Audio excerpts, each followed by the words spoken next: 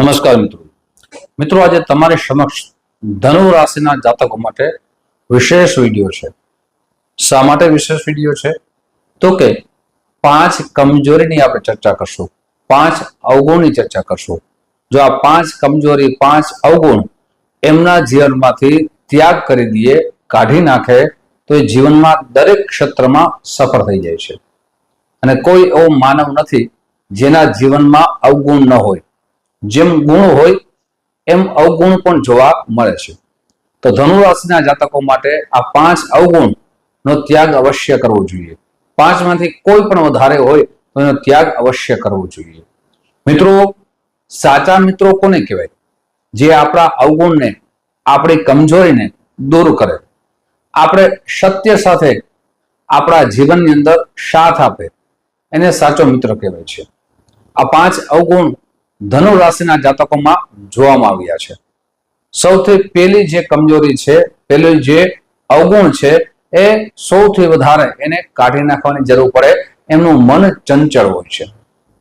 જ્યાં સુધી કોઈ પણ કાર્ય કરીએ, જોબ કરીએ, નોકરી કરીએ, બિઝનેસ કરીએ, જો મન ચંચળ હોય તો એ કાર્યમાં સફળતા મળતી નથી। કોઈ પણ નિર્ણય કરવો હોય તો એમાં મનની સ્થિરતા જોઈએ। જ્યાં સુધી મનની સ્થિરતા ન હોય ત્યાં સુધી સાચા નિર્ણય ઉપર આવી શકીએ નહીં અને એમાં આપણે સફળતા મળતી નથી।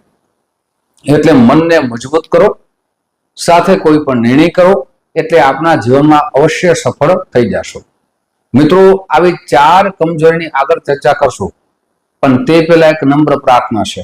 મારા નવા મિત્રો આ વિડીયો જોઈ રહ્યા છો, મિત્રો આ વિડીયો તમને ગમે તો જરૂર ને જરૂર લાઈક કરજો। તમારા મિત્રો ધનુ રાશિના હોય તો એને શેર અવશ્ય કરજો। સાથે મિત્રો, પહેલી વખત આ ચેનલ જોઈ રહ્યા તો સબસ્ક્રાઇબ કરી લેજો। ફેસબુકના માધ્યમથી જોઈ રહ્યા હો તો મારા પેજને ફોલો કરી લેજો।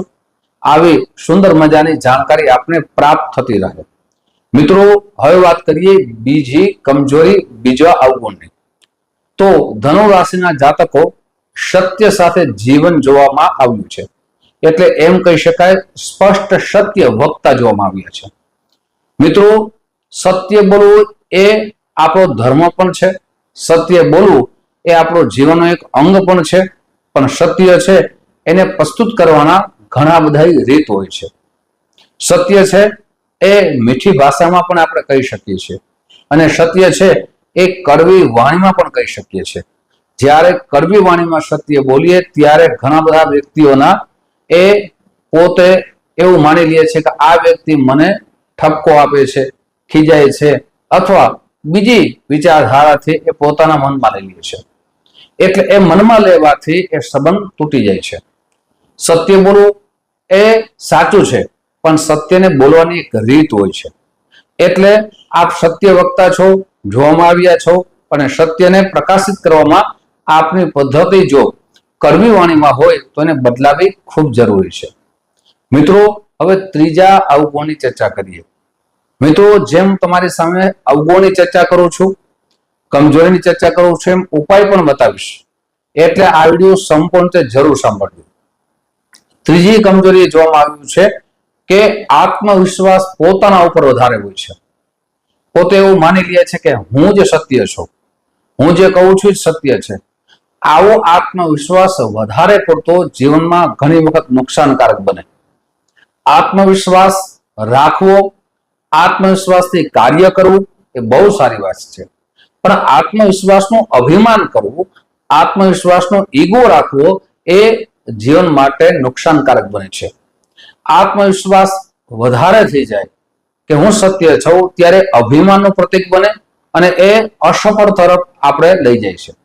સફળતાપૂર્વક જીવન ક્યારે બને?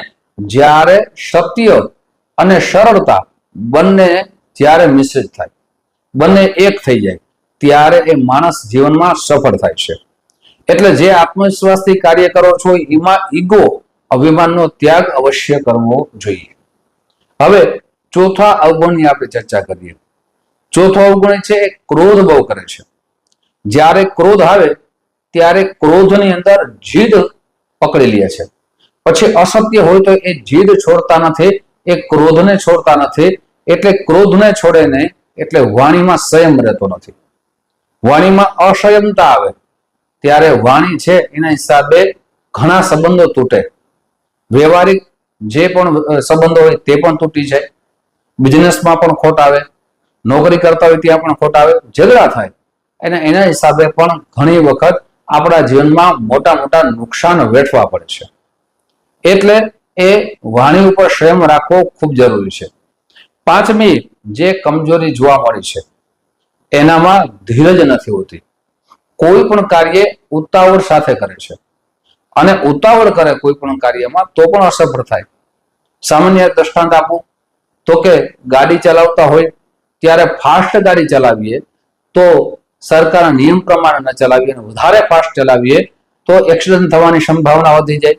એક્સિડન્ટ થાય તો શરીરને પણ નુકસાન થાય, ગાડીને પણ નુકસાન થાય અને આપણા જીવનના પરિવારમાં આપણે આ નુકસાન થાય એટલે પરિવારને પણ નુકસાન થાય. એટલે કોઈ પણ કાર્ય છે એ ઉતાવળ પૂર્વક ન કરવું જોઈએ. ખૂબ ધૈર્ય અને શાંતિપૂર્વક અવશ્ય કરવું જોઈએ. આ 5 કમજોરી ધનુ રાશિના જાતકોમાં જોવામાં આવી છે. મિત્રો, હવે શું ઉપાય કરવો જોઈએ? સૌથી પહેલા તો આપની જન્મ કુંડળી બતાવી ગુરુનું રત્ન એટલે પોખરાજ આપ ધારણ કરી શકો છો. એનું પંચાંગ કર્મ કરી અને ધારણ કરી શકો છો.